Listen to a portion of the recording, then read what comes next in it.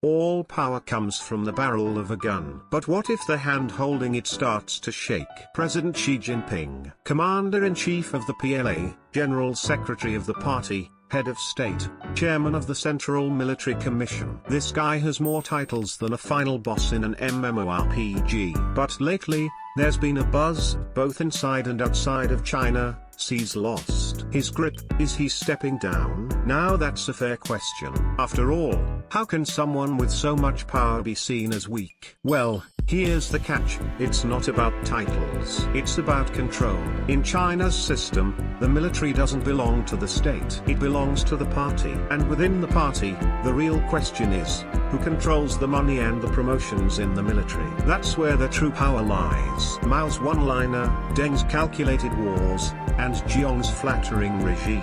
All power comes from the barrel of a gun. This famous one-liner from Mao Zedong isn't just catchy. It reshaped the entire DNA of Chinese politics. It means, power doesn't come from a title on paper. It comes from who actually holds the trigger. And Mao?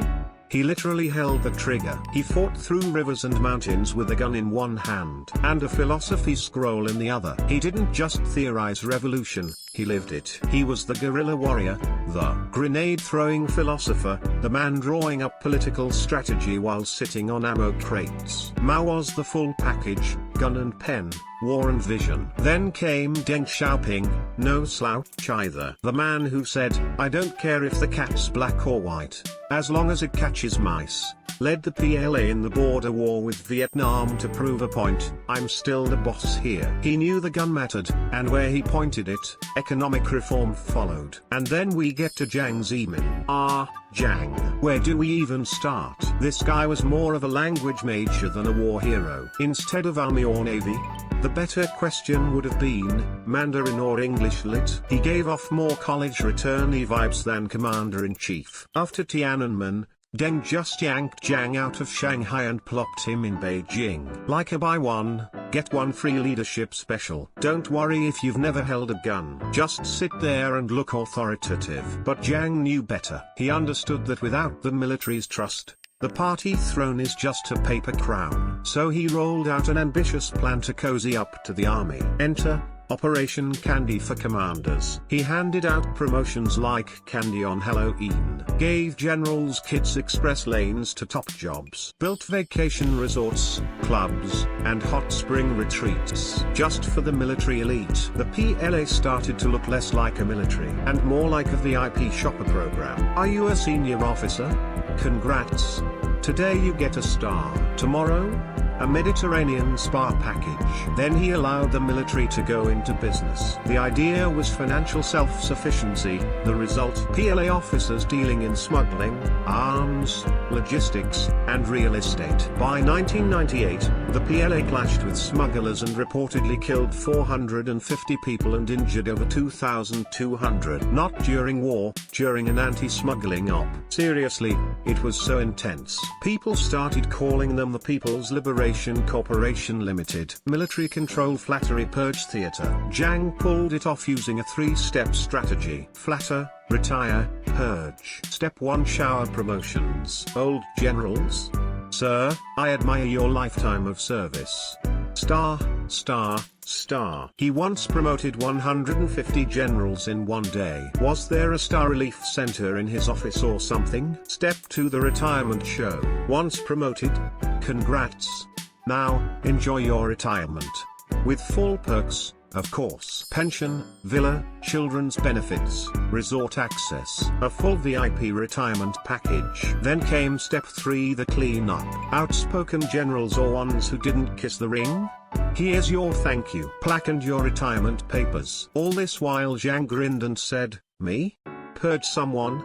Never. He was the one who opened the door for military business, watched it turn into a corruption fest, then proudly cleaned it up. The political equivalent of setting your kitchen on fire and bragging you put it out. He even made Hu Jintao do the dirty work, sitting in the back munching on spicy squid, while Hu tried to rein in military businesses. If it failed, well, he wasn't ready. If it worked, Yeah, I trained him. Jiang directed it all like a theater master, handing out medals, pushing retirements, spinning the story. A textbook on military control, parody script of political theater. His era turned the PLA into a parody, part flattery contest, part promotion lottery. And Xi Jinping's later purges were an ironic consequence of trying to undo the very structure Jiang perfected. Xi Jinping rises from Mr. Clean Emperor to paranoid military inspector. It's 2012. The gates of Zhongnanhai open, and out steps a new name into Chinese history, Xi Jinping. People whisper with cautious hope, this time maybe it'll be different. He wasn't tied to powerful cliques, had a no-frills image, and his father, Xi Jinping, was a respected reformer. Most importantly, he was branded as the ultimate anti-corruption icon, basically China's version of a squeaky clean sheriff. And for the first 5 years, he wielded that sword. Corrupt officials cleared out like expired canned goods. Even ex-Politburo standing committee members like Zheng Qinghong weren't safe. Military big shots dragged off by state security. It was Xi's way of saying, this is my house now, don't test me. The public loved it. President Xi. Justice. More of that, please. Sweep out the trash. But then, he really started sweeping. At first, it was about corruption. Then it became, you look unloyal. Then, you sighed too loudly. Then, that face. Suspicious. And the military? It became a prime target. Why? Because you should never trust the guy holding the gun. Okay, Xi didn't say that, but he sure acted like he believed it. At first, he tried sweet-talking the military. You are the shield of the nation, the muscle of the people. He gave them promotion powers, bigger budgets, better benefits, and the military was loving it. But then the knife slowly turned. Wait, who's really on my side? Cue the great military purge renaissance. Rocket force generals? Out. Strategic support force leaders? Gone. Even the military medical corps? Cleaned out. Here's the kicker. Most of the purged generals were handpicked by Xi himself. Wait, what? Why would he purge his own guys? Because in Xi's world, loyal means loyal today. Tomorrow? We'll see. Even if you were 100% loyal yesterday, if your face looks iffy today, bye. That's why a new saying emerged inside the PLA. Getting promoted under Xi is a liability. The fall of Li Shangfu and the rising paranoia. One symbolic moment. The dramatic fall of Defense Minister Li Shangfu. This guy was on the US sanctions list. Known as the anti-American patriot general, he was a key piece in Xi's military diplomacy puzzle. And then, boom, axed. Now imagine you're a general at a banquet. Everyone's clinking glasses and whispering, let's toast, and hope this isn't our last drink. Spoiler for some, it is. And recently, Xi's most trusted military star, He Weidong, vanished from the public eye. He wasn't just any general. He was the MVP of Xi's military dream team. Think of him as the starting striker in Xi's Army FC. But now? He's not even on the bench.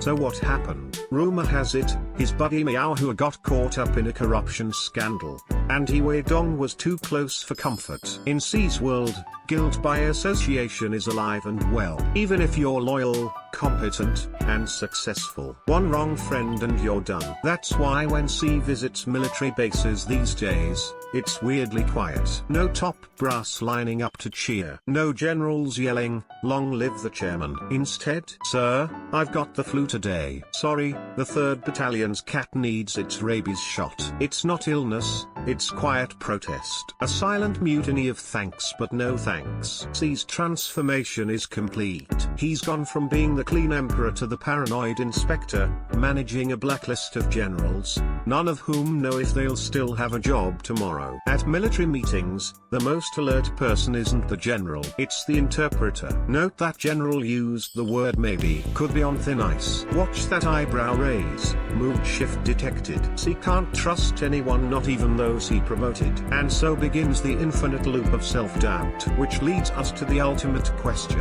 Mr. Chairman, is there anyone you actually trust? He Weidong, the meteor that burned out. There's an old saying in China. A star that rises overnight is gone by morning, and nobody embodied that better than He Weidong. He was Xi's golden boy, a franchise player in the so-called Sky Army, Xi's loyal lineup of rapid fire. In 2021, he became commander of the Eastern Theater Command. 2 years later, boom, vice chairman of the Central Military Commission, the number 3 spot in the entire Chinese military. People were like, wait, what did he do to get there? Answer: loyalty to Xi. His nickname? Xi Jinping's same-day delivery missile. But here's the problem with fast deliveries: sometimes the package explodes. He Weidong flew through the ranks so fast, it felt like a video editing mistake. And rumors started flying. What's the deal with this guy? Bet he falls just as fast. And bingo. The 20th anniversary of the anti-secession law. One of the biggest military events of the year. Location? Beijing. Xi Jinping? Present. He Weidong, military number 3, absent. Everyone held their breath. This isn't good. In his place?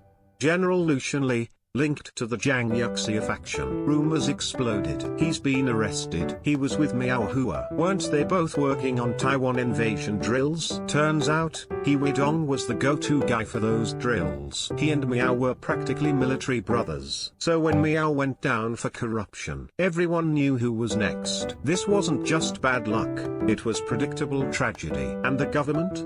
Said nothing. Even within the military, the reaction was seriously? This guy was so loyal, should have earned a frequent flyer card or something. But in Xi's China, too loyal? You're a threat. Not loyal enough? You're a threat. So what's the smart general's motto? Keep your head down and retire quietly. And here's the kicker. Even Xi can't fill He Weidong's spot now. Why? Because senior officers have caught a new disease: promotion PTSD. Nobody wants the job. At military meetings, you hear conversations like, "Hey, I heard you're up for vice commander." Me? Oh no, I've got dinner plans. He Weidong's fall wasn't just a bad hire. It was a red flag for the cracks in Xi's lightning promotion. Yes, loyalty might get you to the top overnight. But in this system, loyalty alone won't save you from the fall.